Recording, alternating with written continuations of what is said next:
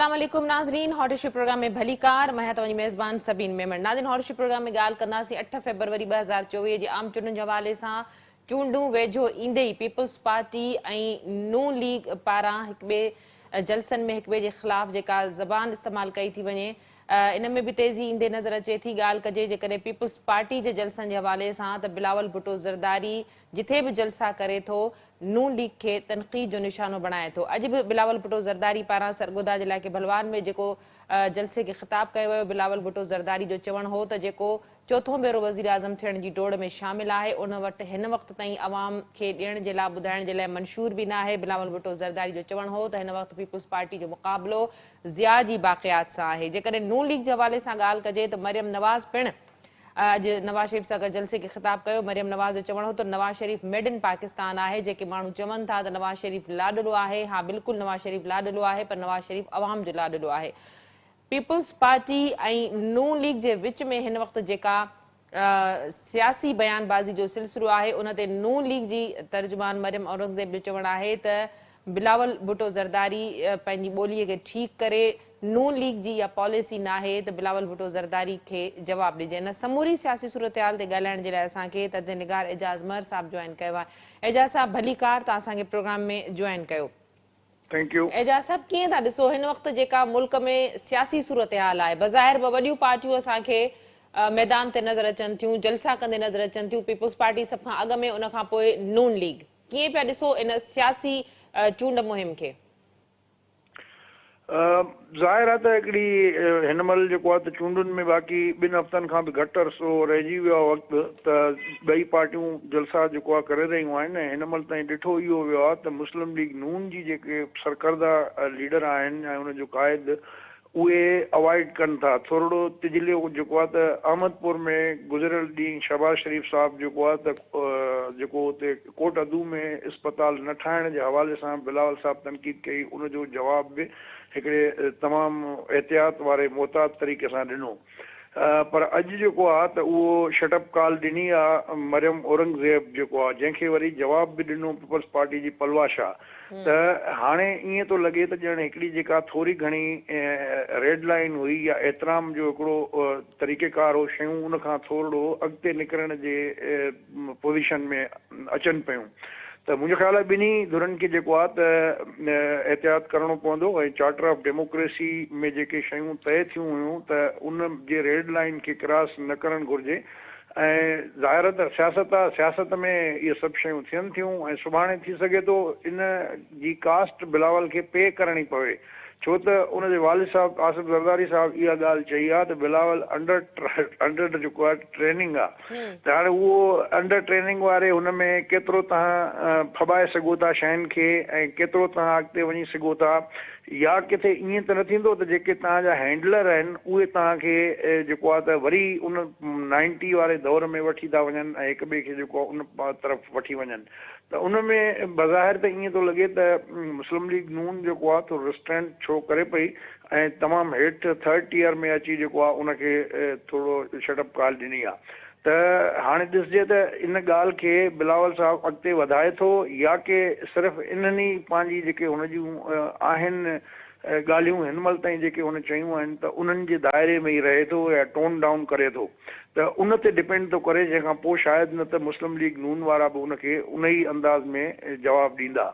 एजाज़ साहब, बिलावल जेका हिकिड़ी लकीर कढी बीठो आहे, जीअं बिलावल भुट्टो ज़रदारी जो चवणु आहे त नवाज़ शरीफ़ इंतकाम ते यकीन रखे थो, बुग़्ज़ रखे थो, कीनो रखे थो, हसद रखे थो। जेकॾहिं नवाज़ शरीफ़ चूंडिजी आयो या उनखे हुकूमत मिली त सियासी इंतकाम हिकु दफ़ो ॿीहर शुरू थी वेंदो।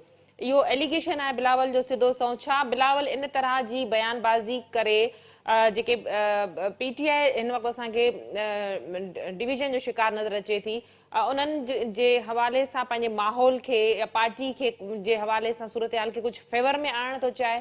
इहो पासो थी सघे थो? बिल्कुलु, उहो त वाज़े नज़र थो अचे। ऐं जेको लाहौर में जलसो कयो बिलावल साहिबु, त उन में त हुन क्लियर चयो त PTI वारनि खे वोट ज़ाया न करणु घुरिजनि ऐं पीपल्स पार्टी खे वोट ॾियणु घुरिजे।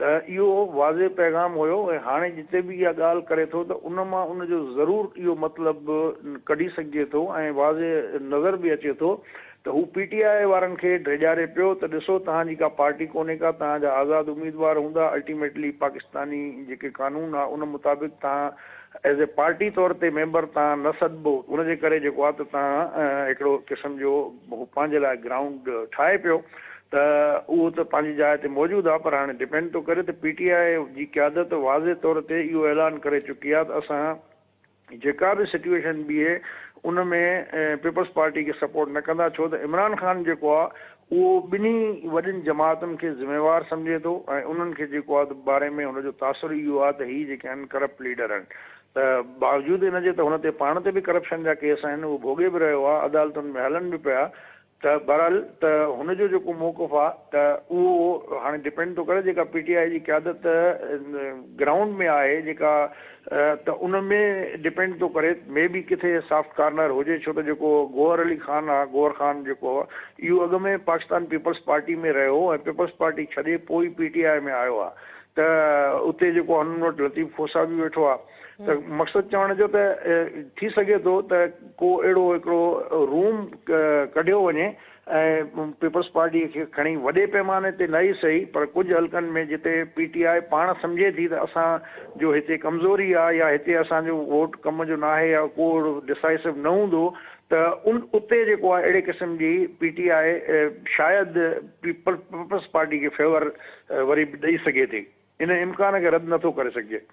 एजाज साहब, नून लीग जी स्ट्रेटेजी छा आहे इन समूरी सूरत हाल में? जेका मरियम औरंगज़ेब जी ॻाल्हि कई, नून लीग असांखे उन एग्रेसिव टोन में नथी नज़र अचे, बिल्कुलु एग्रेसिव रवैयो आहे पर वो PTI जे लाइ आहे, नॉट पीपल्स पार्टी। त नून लीग छा पीपल्स पार्टी खे जवाब नथी ॾियणु चाहे, एहतियात खां वधीक एहतियात खां कमु वरितो थो वञे, या अॻियां हली गॾियल हुकूमत जो हिकिड़ो ऑप्शन ज़ाहिर आहे, जीअं शहबाज शरीफ़ कल्ह ॻाल्हि कई, उनखे ज़हन में रखंदे नून लीग इन तरह जी कंहिं वेड़ जो हिसो या कंहिं जवाबी कार्रवाई जो हिसो नथी थियणु चाहे? ॾिसो हाणे इहो त सभिनी खे ख़बर आहे त PDM जी जेका गवर्नमेंट हुई उन में पीपल्स पार्टी ऐं मुस्लिम लीग नवाज़ ॿई इक्वल पार्टनर हुया, ऐं उनजो जेको बि क्रेडिट आहे या डिसक्रेडिट आहे उहो ॿिन्ही पार्टियुनि जे कंध में बराबरि जे हिसाब ते विझणो पवंदो, माण्हू चढ़िया कोन्हनि खे। त बिलावल जेको हाणे उन्हनि खे तनक़ीद करे ऐं उनजो जेका लेगेसी आहे महांगाई ऐं इहो जेको कुझु बि थियो त उन खां जेको आहे कीअं थो पाण खे आजो करे सघे, त ज़ाहिर आहे त नवाज़ लीग वारा थोरो मोहतात इन जे करे बि आहिनि त अल्टीमेटली जेके सूरत हाल नज़र अचे पई हंग पार्लियामेंट वारी, त कंहिं बि धुर खे वाज़ अक्सरियत न हूंदी ऐं अॻिते अल्टीमेटली हिकिड़ी गॾियल क़ौमी हुकूमत टाइप जी ठहंदी जंहिंमें सभु स्टेक होल्डर शरीक हूंदा। त हू नथा चाहिनि त असां को अहिड़ो बंदि ॿधी वियऊं, इहो हिकिड़ो अहिड़ो जेको आहे त लहजो अख़्तियार कयूं जो सुभाणे वरी उहो असांखे वापसि सिंधीअ में चइबो आहे न थुकियो चटियो, त उहो जेको आहे त अहिड़ी सूरत हाल खां बचण जे लाइ नून लीग एहतियात करे थी। पर मां अॼु तव्हांखे हिकिड़ी ॻाल्हि ॿुधायां थो, तव्हां यादि रखिजो त बिलावल जो जेको इहो लहजो सख़्तु आहे, सुभाणे जेकॾहिं इन केस न पीपल्स पार्टी वटि अददी अक्सरियत 1 या 2 या 5 सीटूं नून लीग खां वधीक हूंदियूं ऐं प्राइम मिनिस्टर पीपल्स पार्टी जे अचण जो बणियो बि सही, त उहो नून लीग जी हिमायत खां सवाइ मुमकिन न हूंदो। त नून लीग जी हिमायत उन वक़्तु हू मत इहो शर्त बि रखी सघनि था त भई बिलावल जेको आहे त उहो बदतमीज़ी कई आहे या ॿाराणी तबियत आहे, तंहिंजे करे ज़रदारी साहिबु तव्हां पाण प्राइम मिनिस्टर थियो, बिलावल खे असां वज़ीर आज़म थियणु न ॾींदासीं, उनखे वोट न ॾींदासीं। त अहिड़ी सिचुएशन बिलावल जे इन रवैये जे करे सुभाणे पैदा बि थी सघे थी जेकॾहिं अहिड़ी सिचुएशन अचे थी। बाक़ी हिन महिल त नवाज़ शरीफ़ वारनि जी जेका प्रायोरिटी आहे उहा इहा ई आहे त एटलीस्ट हुननि वटि सिंगल लार्जेस्ट पार्टी अकेले सिर हुकूमत ठाहिण जी पोज़ीशन में हू अची वञनि, त हुननि जी कोशिशि आहे त हुननि वटि 170 खां 75 सीटूं जेके आहिनि उहे पंहिंजियूं हुजनि या जेको आहे इतिहादी आहिनि जेके हिननि जा इस्तेकाम पार्टी वारा उहे हुजनि जेके रिलायबल हुननि जा साथी आहिनि, ऐं बाक़ी MQM या पीपल्स पार्टी जहिड़नि ॿियनि जमातुनि ते जीअं हुननि खे भाड़णो न पवे। त हाणे उहा हुननि जी ख़्वाहिश केतिरे हद ताईं पूरी थी सघे थी, कीअं उहे शयूं मुमकिन थींदियूं, फ़िलहाल त उनजे लाइ जेको टेम्पो बि मुस्लिम लीग नून जोड़े न सघी आहे, अञा ईअं पियो लॻे ॼण डिफेंसिव आहे, ऑफेंसिव अञा नून लीग जो जेको आहे हिकिड़ो पॉलिटिकल उहो रवैयो नज़र कोन थो अचे। त त जंहिं महिल लॻे ईअं थो त सुभाणे अक्सरियत कंहिं बि पार्टी खे शायदि न मिली सघे, सिंगल लार्जेस्ट पार्टी हुजे जेका सादा अक्सरियत सां पाण हुकूमत ठाहे सघे, त हिन में इहा वण जी काठी सभिनी खे खणणी पवंदी। ऐं ज़ाहिर आहे जॾहिं अहिड़े क़िस्म जी हुकूमत हूंदी त उन ते प्रेशर बि हूंदो ऐं उहा डिलीवर केतिरो थी करे सघे, त इहो बि पंहिंजी जाइ ते पहलू आहे। त उन सभिनी शयुनि खे नज़र में रखंदे हिन महिल ताईं पीपल्स पार्टी जेको आहे त थोरो आहे, ज़रदारी साहिबु तव्हां ॾिसो चुप करे वेठो आहे, उहो का अहिड़ी ॻाल्हि नथो करे। त बिलावल खे सुभाणे चवंदो आहे ॿार आहे ख़ैरु आहे ख़ैरु आहे, त उहा अहिड़े क़िस्म जी सिचुएशन बि थी सघे थी, पर हर माण्हू सम्झे थो हिन मामले खे। एजाज साहब, आज़ाद उम्मीदवारनि जी बि बिलावल भुट्टो ज़रदारी ॻाल्हि कई त आज़ाद उम्मीदवारनि जी अहमियत जे हवाले सां बि हुन ॻाल्हि कई त उन्हनि खे पाण सां मिलाए थो सघे। सुभाणे चूंडुनि खां पोइ जेको सिनारियो थिए थो उन में आज़ाद उम्मीदवारनि जी पोज़ीशन तव्हां सम्झो था त कंहिं बि पार्टी जे लाइ तमामु घणी अहमियत रखंदड़ हूंदी? भई यकीनन हूंदी, पर मां सम्झां थो त हाणे बिलावल साहिबु जेको आहे तव्हांखे यादि हूंदो त अॻु में जेको आहे सिंध में हिकिड़े जलसे में तकरीर कंदे हुन चयो त असांखे सेंचुरी क्रॉस करायो।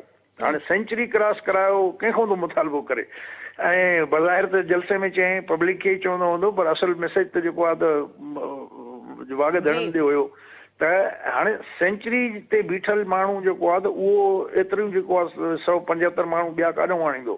त मक़सदु त जेका सीनरियो मूंखे नज़र अचे थो उन में मे बी नून लीग जेको आहे त माइनस PPP हिकिड़ी पंहिंजी पोज़ीशन हुकूमत में ठाहे सघे थी, पर पीपल्स पार्टी माइनस नून लीग खां सवाइ जेको आहे शायदि इन पोज़ीशन में न अची सघे।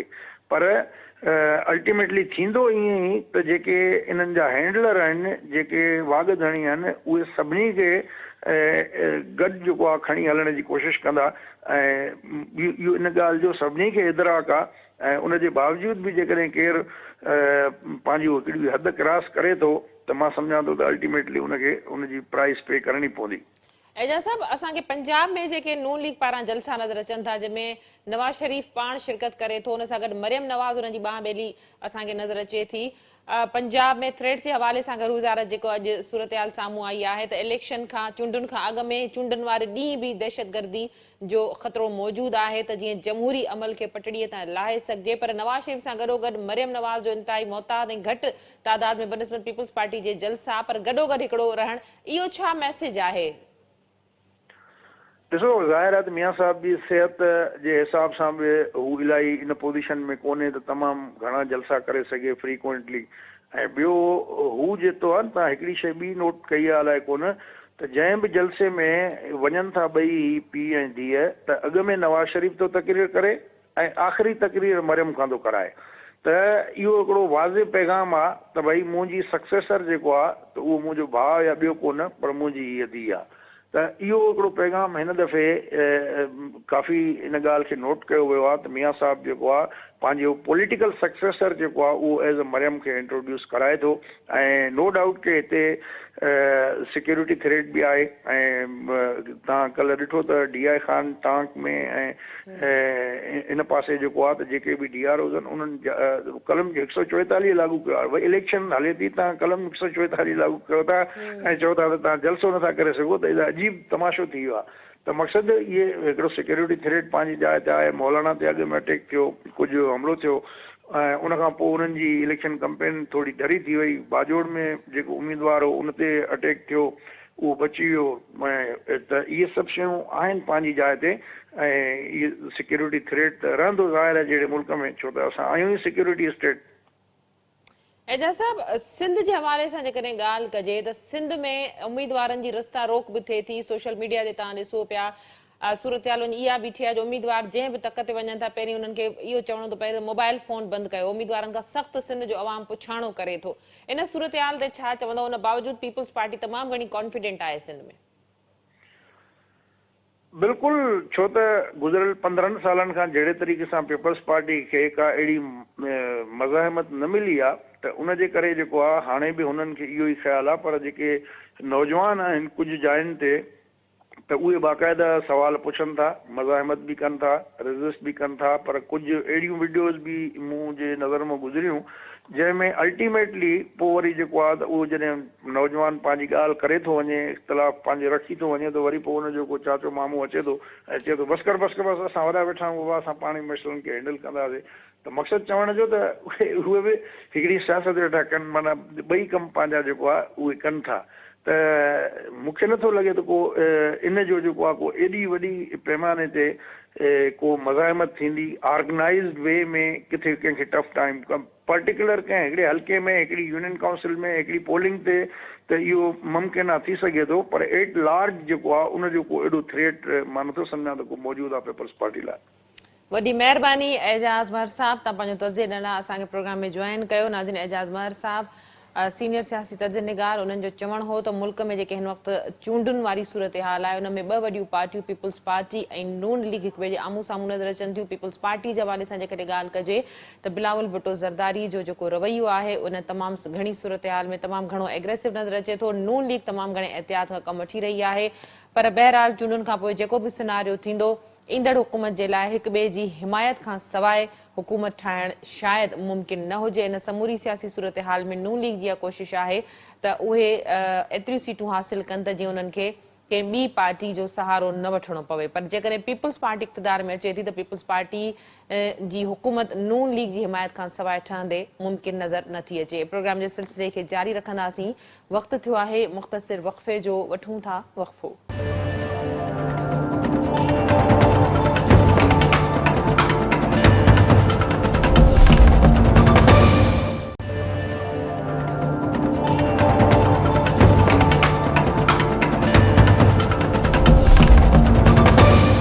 वेलकम बैक नाज़रीन, प्रोग्राम जे सिलसिले खे अॻिते वधाईंदासीं। प्रोग्राम जे ॿिए हिसे में ॻाल्हि कंदासीं army chief general Syed Asim Munir जे हवाले सां। आर्मी चीफ इस्लामाबाद में नेशनल यूथ कॉन्फ्रेंस खे ख़िताब कंदे चयो त नौजवाननि खे पंहिंजे मुल्क, वतन ऐं तहज़ीब ते एतमाद करण जी ज़रूरत आहे। आर्मी चीफ जो चवणु हो त दहशतगर्दनि जे ख़िलाफ़ क़ौम जे ताउन सां फ़ौज विढ़ी रही आहे। आर्मी चीफ जो चवणु हो त सोशल मीडिया ते जेको प्रोपेगेंडा कयो थो वञे, बेयकीनी फैलाइण, अफ़रा तफ़री या नफ़सा नफ़सी फैलाइण जे हवाले सां उन जी जांच थियणु तमामु ज़रूरी आहे। आर्मी चीफ जो चवणु हो त जांच ऐं मुस्बत सोच खां सवाइ मुआशिरे खे बहितर नथो बणाए सघिजे। आर्मी चीफ जो चवणु हो त हू क़ौम जे ताउन सां दहशतगर्दनि जे ख़िलाफ़ विढ़ी रहिया आहिनि। आर्मी चीफ नौजवाननि खे मुखातिब थींदे चयो त नौजवान हिन मुल्क जो शान ऐं वक़ार आहिनि। आर्मी चीफ वाज़े अंदाज़ में चयो त जेकॾहिं पाकिस्तान आहे त असां सभु आहियूं, जेकॾहिं पाकिस्तान न आहे त पोइ असां बि न आहियूं। इन ते बि ॻाल्हि ॿोल्हि थींदी। इन खां अलावा सियासी सूरत हाल ते बि ॻाल्हि ॿोल्हि थींदी। इन हवाले सां ॻाल्हाइण जे लाइ असांखे सीनियर तर्जुनिगार ऐं सीनियर साफ़ी सिद्दीक साजिद ज्वाइन कयो आहे। सिद्दीक साहब वेलकम कहती हूँ, आपने प्रोग्राम में ज्वाइन किया। सिद्दीक साहब क्या कहिएगा, आर्मी चीफ ने नेशनल यूथ कॉन्फ्रेंस में जो आज बातें की हैं यूथ को मुखातिब होते हुए, और बड़ी अहम बातें उन्होंने की हैं जो इस वक्त प्रोपेगेंडा है सोशल मीडिया पे, जिस पे तहकीक के हवाले से उन्होंने बात की, क्या कहिएगा? सबीन बहुत शुक्रिया। असल में ये तसलसल है, कल जो थे DGISI lieutenant general Nadeem Anjum, उन्होंने लाहौर में तकरीबन 1 दर्जन यूनिवर्सिटीज़ के जो तलबा और असातिज़ा थे उनसे बड़ा मुदल्लल 2 घंटे तक खिताब किया, उनके सवालात के जवाबात दिए। और आज army chief general Syed Asim Munir ने जो है वो यहाँ जिन्ना कन्वेंशन सेंटर इस्लामाबाद में जो नेशनल यूथ कॉन्फ्रेंस है उससे जो है वो उन्होंने खिताब किया। और इस खिताब के दौरान उन्होंने जो है वो वाज़े तौर पर जो नौजवान नस्ल है उसको जो है वो मुखातब किया। और ये मकसद इस यूथ के साथ इंटरेक्शन का, इन शख्सियात का यही है, क्योंकि आपको मालूम है कि पाकिस्तान के जो इस वक्त मजमूई वोटर्स हैं 12 करोड़ से ज़्यादा है, और उसमें से 9 करोड़ से ज़्यादा यूथ है, यानी कि जिनकी उम्रें 35 साल से कम या 35 और 40 साल के दरमियान हैं। तो इस वजह से वो नौजवान जो कि हमारे पाकिस्तान हैं, कल की हमारी नौजवान मुस्तकबिल के मामार हैं, उनसे मुखातब होने का मकसद ये था कि जो मुख्तलिफ सवालात हैं उनके जहनों में, उनको जो है उनके जवाबात उनको दिए जाएं। क्योंकि आए रोज आप सोशल मीडिया पे देखते हैं कि बहुत सी ऐसी बातें चल रही हैं जिनका हकीकत से कोई ताल्लुक नहीं है। और आज आर्मी चीफ ने ये बात कही है कि सोशल मीडिया पर जो प्रोपेगेंडा है उसका जो बुनियादी मकसद है वो बेयकीनी, अफरा तफरी और मायूसी फैलाना है। और जो सोशल मीडिया की खबरों की जो तहकीक है उसके ऊपर उन्होंने जोर दिया। اور یہ بات بھی انہوں نے کھل کر کہی کہ اگر ہم تحقیق اور مثبت سوچ کے بغیر خبریں اس طرح کی دیتے ہیں جو کہ وہ حقیقت پر مبنی نہیں ہوتی، پھر معاشرہ افراتفری کا شکار رہتا ہے۔ اس موقع پر ان کی جانب سے ایک قرآنی آیات، وہ بھی اس کا ترجمہ بھی انہوں نے، وہ جو شرکا تھے ہزاروں کی تعداد میں کنونشن سینٹر میں کو پڑھ کر سنایا کہ اے ایمان والو، اگر کوئی فاسق تمہارے پاس کوئی خبر لے کر آئے تو اس کی تصدیق کر لو۔ دوسری بات جو ان کی جانب سے بڑی کہی گئی کہ ہماری جو افواج ہیں ایک تو ہر طرح کے خطرے اور سازش کے خلاف ہمہ وقت تیار ہے۔ پاکستان ہیں تو ہم ہیں، پاکستان نہیں تو ہم کچھ بھی نہیں ہیں، اور پاکستان اپنی خود مختاری پر کوئی سمجھوتا نہیں کرے گا۔ بعد میں جو ہے وہ طلبہ میں گل مل بھی گئے، ان سے فردن مسافہ بھی کرتے رہے۔ صدیق صاحب یہ بتائیے گا کہ ٹائمنگ بڑی اہم ہے اور ٹاپک بڑا جو ہے وہ اہم ہے۔ اس وقت جو سوشل میڈیا پہ جو پروپیگنڈا کے حوالے سے انہوں نے بات کی، نوجوانوں کو مخاطب ہوتے ہوئے انہوں نے جو بات کی، اس کی ٹائمنگ بڑی اہم ہے، اس حوالے سے کیا کہیے گا؟ ہاں، میں نے شروع میں آپ سے بتا دیا کہ شروع میں نے بولا کہ یہ تسلسل ہے۔ کل DGISI لاہور میں پنجاب بھر کی یونیورسٹیز کے طلباء سے مخاطب ہوتے ہیں، اور جو ایشوز آج آرمی چیف نے جن کو ٹچ کیا اسی کے سوالوں کے جواب DGISI بھی دیتے رہے۔ اور اب سے تھوڑی دیر بعد جو ہے وہ مسلم لیگ نون کے جو صدر ہیں شہباز شریف، وہ بھی نوجوانوں کے ساتھ مخاطب ہوں گے، ان کے سوالوں کے جواب دیں گے۔ آپ کو معلوم ہے پچھلے دنوں جو ہمارے نگران وزیر اعظم انوار اللہ کاکڑ، وہ بھی مختلف شہروں میں جا کر انہوں نے نوجوانوں کے سوالوں کے جواب دیے ہیں۔ مقصد وہی ہے، ٹائمنگ بڑی اہم ہے، اس میں کوئی سوال نہیں، کوئی آپ ٹھیک کہہ رہی ہے۔ ٹائمنگ اس وجہ سے اہم ہے کہ نوجوان ووٹرز نے اپنا حق رائے کا استعمال کرنا ہے۔ بہت سے ان کے ذہنوں میں سوالات ہیں، 9 مئی کے آنے سے متعلق بھی، ایک خصوصی پارٹی کے ساتھ ان کی جو افیلیشن ہے اس سے متعلق بھی۔ تو پھر یہ فیصلہ کیا گیا کہ ان کو طلبہ کو بتایا جائے، ان کے ذہنوں کے اندر جو سوالات ہیں ان کے جوابات ان کو دیے جائیں، ان کو حقائق بتائے جائیں، تاکہ وہ جو کیونکہ نوجوانوں کی ایک بڑی تعداد سوشل میڈیا سے وابستہ ہے، تو اس وجہ سے یہ فیصلہ جو ہے جو آپ ٹائمنگ کی بات کر رہی ہیں، اس کی الیکشن سے بھی جو آپ بات کہنا چاہتی ہیں، جو آپ کا مقصد ہے، جو میں مجھے بھی یہی ہے کہ الیکشن نزدیک ہے، اس میں نوجوان ووٹر بہت زیادہ ہے، پھر سوشل میڈیا کے اوپر جو نوجوان موجود ہیں ان کی بات کو وزن جو ہے وہ دیا جاتا ہے، اہمیت دی جاتی ہے، لیکن معلومات کا جو خزانہ ہے وہ جو ہے ایسا ہونا چاہیے آپ کے پاس کہ جو کہ مصدقہ ہو، حقیقت پر مبنی ہو، اور اس انٹریکشن کا جو مقصد تھا وہ یہی تھا۔ صدیق صاحب، اب سیاسی حوالے سے اگر بات کی جائے، اس وقت پیپلز لگ ایسے رہا ہے کہ اب جو انتخابات ہونے جا رہے ہیں وہ پیپلز پارٹی اور نون لیگ کے مابین ہیں۔ جس طرح سے پیپلز پارٹی ہمیں میدان میں سیاسی جلسے، انتخابات اور مخالفت کرتے ہوئے نون لیگ کی نظر آ رہی ہے، نون لیگ اس کے مقابلے میں کم صحیح لیکن جلسہ میدان میں نظر آ رہی ہے، باقی جماعتیں ہمیں اس طرح نظر نہیں آ رہی۔ سبین، یہ جو ماحول ہے نا مسلم لیگ نون اور پیپلز پارٹی کا، جو آپس میں ایک دوسرے کے سامنے آ کھڑے ہوئے، اس کا چہرہ جو ہے نا وہ بلاول بھٹو زرداری کے سر جاتا ہے۔ اس نے نون لیگ ان کی باتوں کا جواب نہیں دینا چاہتی تھی، وہ پھر ظاہر ہے مزید مشتعل ہو گئے جب بلاول بھٹو زرداری ایک تو خود نوجوان ہے، یوتھ ہے، تو وہ اب کوشش یہ کر رہے ہیں، ان کا سب سے بڑا جو ٹارگٹ ہے نا وہ PTI کا یوتھ ہے کہ وہ مجھے ووٹ دے دے، کیونکہ وہ اب ان کو پتا ہے کہ PTI کا ووٹر جو ہے وہ نواز شریف کو تو ووٹ نہیں دے گا، لیکن پیپلز پارٹی کی طرف وہ آ سکتا ہے۔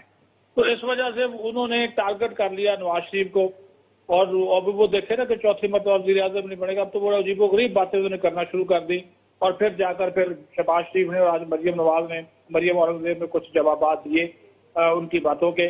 لیکن جو بلاول بھٹو زرداری یہ باتیں کر رہے ہیں کہ وہ حکومت میں آ گئے تو وہ انتقام لیں گے، کسی کو نہیں چھوڑیں گے، آپ دیکھیں گے۔ پھر انہوں نے جو 9 مئی میں ملوث لوگ ہیں ان کے بھی انہوں نے حمایت کر دی ایک طرح کی، اور کہا کہ یہ انتقام ہے، میں انتقام ختم کروں گا۔ اس کے اوپر اداروں نے بھی بڑا برا منایا کہ بھائی آپ اس وقت وزیر خارجہ تھے جب یہ 9 مئی کا معاملہ ہوا، تو اس وقت تو آپ کہہ رہے تھے کہ لوگوں کو سزائیں دیں، اور آج آپ ان کے ساتھ جو ہے وہ جا کے کھڑے ہو گئے ہیں۔ تو یہ جو سلسلہ ہے تو بلاول بھٹو زرداری نے خود یہ کریٹ کر دیا۔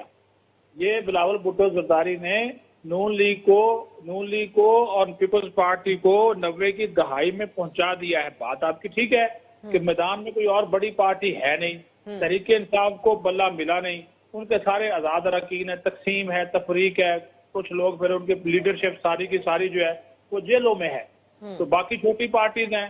تو پھر ایک ماحول بنانا، جو انتخابی ماحول بنایا ہے نا جی، اس کا ये सहरा जो है वो बिलावल भुट्टो जरदारी के साथ जाता है। और इस वक्त हमें बिल्कुल नजर आ रहा है कि जैसे पीपल्स पार्टी और नून लीग का मुकाबला है, तो इस वजह से फिर टारगेट कर दिया बिलावल ने नून लीग को। सिद्दीक साहब, बिलावल ने तो माहौल बना लिया, लेकिन नवाज शरीफ साहब के हवाले से जो बात की जाए, आज भी जो उन्होंने मरियम नवाज के साथ जो जलसा किया, जो मरियम ने बातें की, जो मियां साहब ने बातें की, वो पिछले सवालात ही दोहराते नजर आते हैं कि अगर उनको ना निकाला जाता तो ये हो जाता, अगर उनको ना निकाला जाता तो ये हो जाता। मरियम नवाज ने ये भी कहा कि नवाज शरीफ अगर लाडला है तो अवाम का लाडला है।